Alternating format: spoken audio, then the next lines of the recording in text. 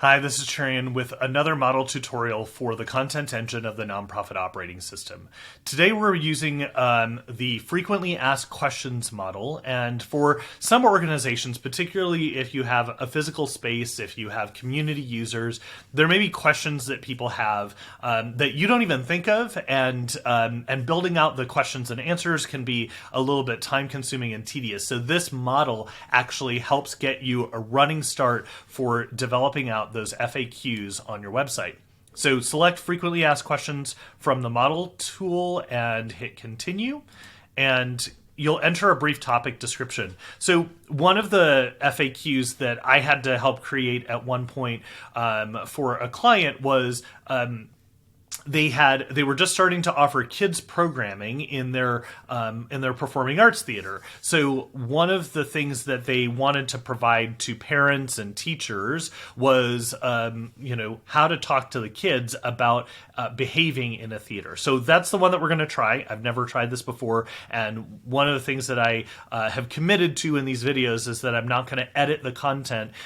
So we may get bad output out of this, and that's sort of part of the game. But I want to make sure that you see this exactly how you would use it. So the topic is how questions that kids may ask about behaving in a theater while watching a play.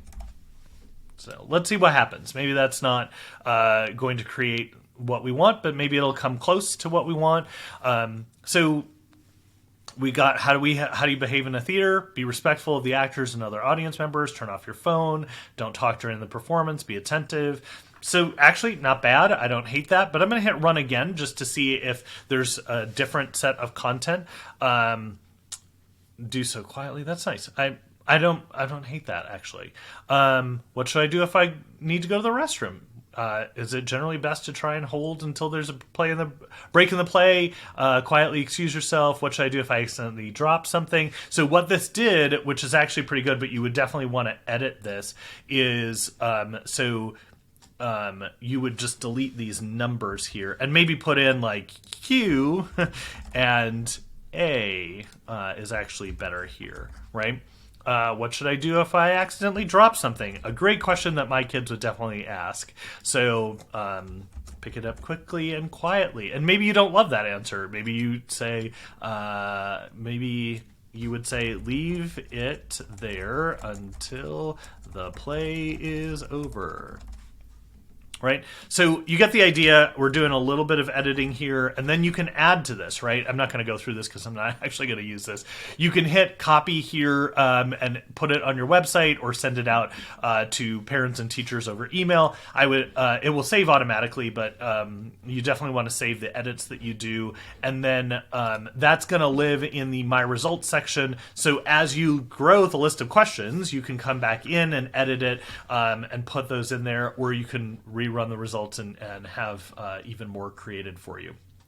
So I hope that's helpful, and as I mentioned before with other prompts, you can create a lot of different, you can use this for a lot of different types of organizations. So what to do to prepare for a mental health visit, what to do if you're experiencing homelessness, all kinds of different questions that might be asked that you might not think may be valuable to your constituency, but certainly would be helpful to have as content on your website. The other thing to think about is you could use this for the donation pathway as well. So let's do that real quick. We're going to go back to frequently asked questions, and what I mean about the donation pathway is that we can ask how to donate gifts of stocks and mutual funds to a nonprofit organization.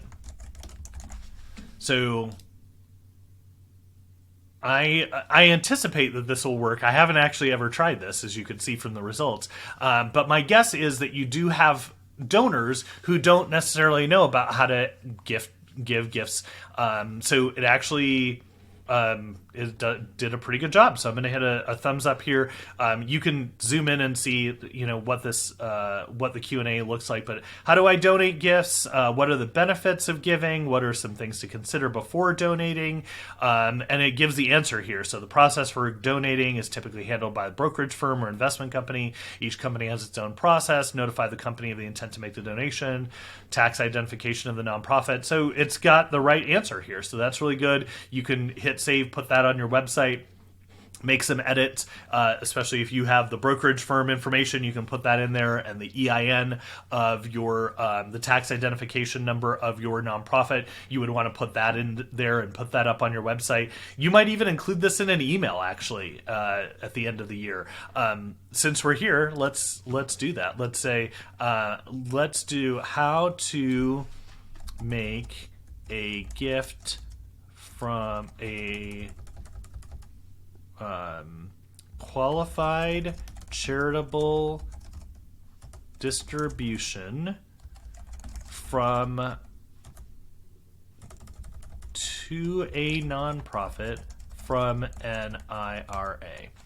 So if you don't know about that strategy, IRA is at a certain point with an IRA, you have to take minimum distributions. You have to take at a certain age, you have to take distributions.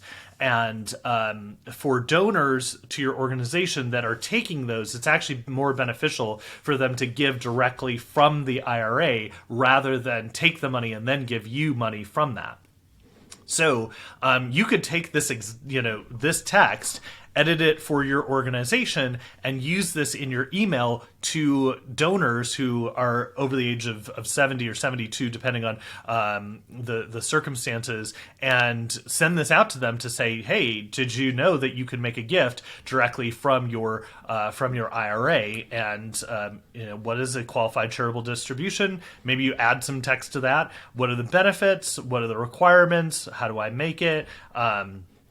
And then, obviously, instead of qualified charity of your choice, you would want to put into ABC nonprofit organization, whatever your organization is. So you would save that, and you can add to it and whatnot. But I didn't think of that, but as I was making this video, this is obviously unedited, but I thought this would be a great other use for this particular model. If you have questions or suggestions or feedback, please send them my way at hello@nonprofitoperating system.com.